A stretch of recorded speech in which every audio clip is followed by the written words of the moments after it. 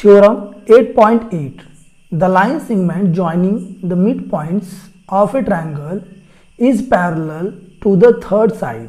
इसका अर्थ है किसी त्रिभुज की किन्हीं दो भुजाओं के मध्य बिंदुओं को मिलाने वाला रेखाखंड तीसरी भुजा के समांतर होता है। तो यहाँ पर ट्रायंगल है ABC और AB का मिड पॉइंट है D और AC का मिड पॉइंट है E। तो यहाँ पर ये जो इन दोनों मध्यबिंदुओं को हम मिला देंगे तो ये जो DE है यह BC के पैरेलल होगी। इसमें ये हम प्रूव करेंगे, ठीक है। और यहाँ पे एक बात और प्रूव करेंगे कि ये जो DE है यह BC की 1/2 है, यानी DE जो है BC की आधी है। तो यहाँ से हमने लिख लिया है given A triangle ABC in which D and E are the midpoints of AB and AC respectively। तो यहाँ है ट्रायंगल है ABC, AB का मिड पॉइंट D और ये AC का मिड पॉइंट E, इनको मिला देंगे तो ये DE बन जाएगा, ठीक है। इसके आगे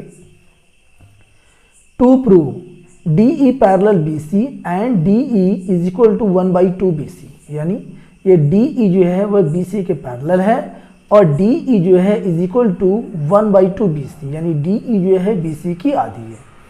तो इसमें हम क्या करेंगे, कंस्ट्रक्शन करेंगे। पहले ये जो AB है AB के पैरेलल हम ये CF खींचेंगे और DE को हम प्रोड्यूस करेंगे F तक और ये DF को ऐसे हम मिला देंगे, E से F तक रेखा खींचेंगे, ठीक है।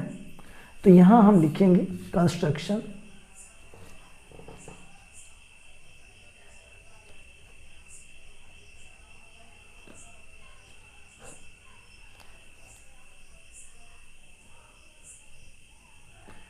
Draw CF parallel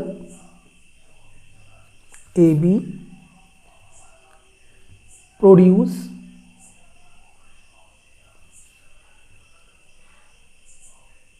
DE to F। यहाँ कंस्ट्रक्शन में हमने AB के पैरेलल CF खींचा जो हमें यहाँ लिखा हुआ है और ये DE को हमने जो है F तक बढ़ाया। प्रूफ इसमें हम दो ट्रायंगल लेकर के प्रूफ करेंगे। ट्रायंगल हम लेंगे ADE और दूसरा ट्रायंगल हम लेंगे CEF। ऐसे निशान बना देते हैं, ठीक है। इन ट्रायंगल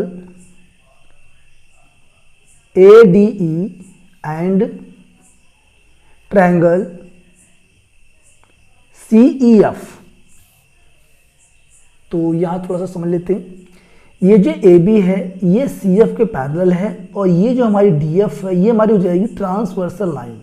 जब ये ट्रांसवर्सल लाइन हो जाएगी तो यहाँ पे ये जो एंगल हमारा है ये एंगल हमारा ये D, ये एंगल हमारा जो है ये एंगल F के इक्वल होगा।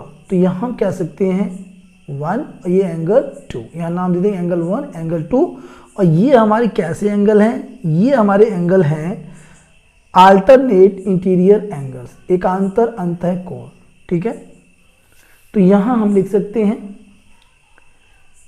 Angle 1 is equal to angle 2 और यहाँ रीजन लिखेंगे अल्टरनेट इंटीरियर एंगल्स। अब यहाँ पे हम देखते हैं कि ये जो हमारा इसमें इस दोनों ट्रायंगल में जो ये एंगल ये वाला है ये इस एंगल के बराबर है और इसे हम कहते हैं वर्टिकली अपोजिट एंगल्स। ये दोनों इक्वल होते हैं, सम्मुख कोण भी इसे हिंदी में हम कहते हैं, ठीक है। तो यहाँ हम नाम देते हैं इसे एंगल 3 और ये हो जाएगा एंगल 4। तो यहाँ हम लिखेंगे angle 3 is equal to angle 4 और रीजन लिख देंगे वर्टिकली अपोजिट एंगल्स। अब यहाँ पे एक खास बात यहाँ पर है इन दोनों ट्रायंगल में जो AE है और ये जो EC है ये दोनों इक्वल हैं क्योंकि AC AC का मिड पॉइंट E है, AC का मिड पॉइंट E है, इसलिए AE और ये EC दोनों इक्वल है, तो हम लिख सकते हैं AE is equal to EC और रीजन लिख देंगे हम गिवन। तो यहां पे ये हमारा जो है एंगल ये हमारा हो गया, एंगल आ गया, और ये भी हमारा एंगल है, और ये हमारी साइड है, यस, ठीक है। तो यहां पे हम लिख सकते हैं therefore triangle ADE congruence triangle CEF by AAS congruency rule. तो यहां पर हमने जो है दोनों ट्रायंगल को, ट्रायंगल ADE और ट्रायंगल CEF दोनों को हमने कॉन्ग्रुएंस प्रूव कर दिया। तो जब दो ट्रायंगल कॉन्ग्रुएंस होते हैं तो इनके कोरस्पॉन्डिंग पार्ट्स भी इक्वल होते हैं, ठीक है। तो यहाँ पे ये जो AD है ये CF के इक्वल होगा, ठीक है। तो यहाँ हम लिख सकते हैं AD is equal to CF और ये हो जाएगा हमारा बाय CP/CT और इसे हम इक्वेशन नंबर 1 कर देते हैं।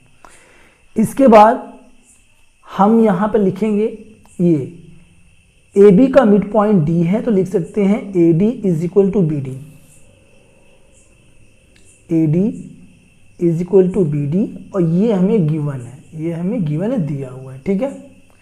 और ये हम कर देंगे इक्वेशन नंबर 2। तो यहाँ हम लिख सकते हैं from first and second. First और सेकेंड में हमने देखा कि AD लेफ्ट साइड में इक्वल है, तो राइट साइड में CF और ये BD भी इक्वल होगा। तो हम लिख सकते हैं therefore BD is equal to CF और इसे हम कर देंगे इक्वेशन नंबर 3। तो यहाँ पे ये जो हमारा BD है, ये इसमें BD है, ये हमने प्रूव कर दिया CF के इक्वल है, BD जो है CF के इक्वल है। और यहाँ पे हमें एक चीज़ दिया हुआ है, क्या दिया है देखिए, और वो हमने कंस्ट्रक्शन करके निकाला है। क्या निकाला है कि ये जो AB है, AB जो है वो CF के पैरेलल हमने खींचा था, कंस्ट्रक्शन किया था। तो यहाँ पे हम ये कह सकते हैं कि ये जो AB है, तो हम BD भी तो कह सकते हैं, BD जो है ये CF के पैरेलल है। तो यहाँ हम लिखेंगे BD पैरेलल CF और इसे हम कर देते हैं इक्वेशन नंबर 4 और यहाँ लिख देंगे बाय कंस्ट्रक्शन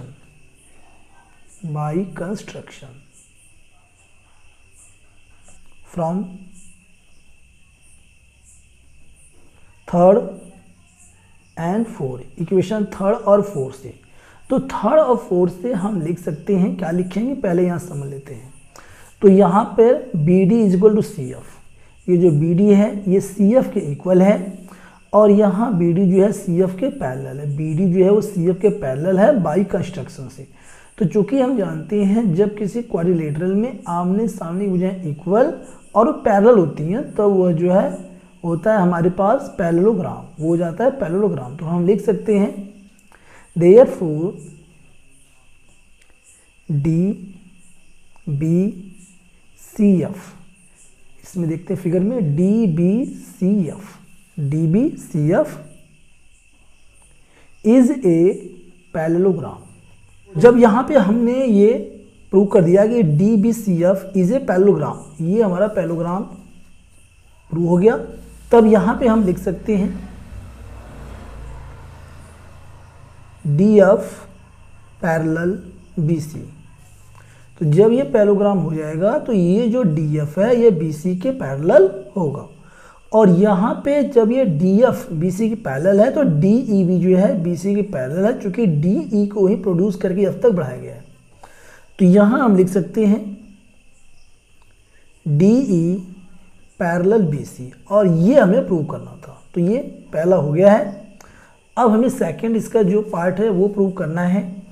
क्या प्रूव करना है कि DE is equal to 1/2 BC। इसमें जो DE है वह BC के 1/2 है। तो यहाँ से जो है अभी हमने ये लिखा है कि D F parallel B C, तो यहाँ हम लिख सकते हैं D F parallel B C. तो जब ये D F parallel B C है तो D F is equal to B C होगा, चूंकि यहाँ पे साइड्स भी इक्वल होती हैं, साइड्स भी इक्वल, तो हम लिख सकते हैं D F is equal to B C. और ये जो डी एफ है, डी एफ के स्थान पर हम लिख सकते हैं D E plus E F, दोनों को आधा आधा करके जोड़ देंगे, ठीक है। तो इसके स्थान पर हो जाएगा D E plus E F is equal to B C. और ये चूंकि जो ये डी ई है, यह जो है ई एफ के इक्वल है, इसका करस्पॉन्डिंग पार्ट है किसका, ये जो ट्रायंगल हमारा ए डी ई है और दूसरा ट्रायंगल सी ई एफ है, इन दोनों को हम पहले ही कॉन्ग्रुएंस प्रूव कर चुके हैं। तब ये डी ई जो है ये ई एफ के इक्वल होगा, इसका करस्पॉन्डिंग पार्ट, ठीक है। तो यहाँ पे हम ई एफ के स्थान पर डी ई कर सकते हैं, D E plus D E is equal to B C. D E add करेंगे, twice D E is equal to B C, D E is equal to 1/2 B C. तो ये हमारा प्रूव हो गया।